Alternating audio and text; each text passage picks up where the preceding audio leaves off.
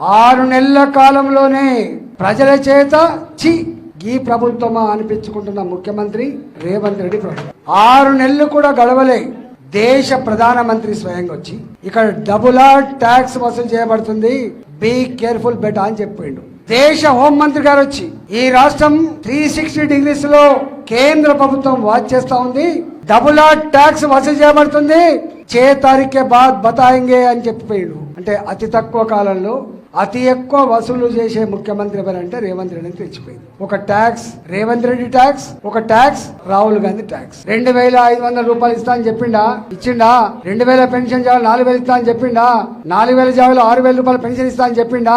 కళ్యాణ లక్ష్మి తులం బంగారం కూడా ఇస్తా అని చెప్పిండా? 500 రూపాయల బోనస్ అని చెప్పిండా? ఇవన్నీ రేపు ఫైట్ చేయాలంటే ఇవాళ మా ఉద్యోగులకు రావాల్సిన డిఏ 4 పెండింగ్ పెట్టి ఇవాళ ఇబ్బంది పెడతా ఉంది.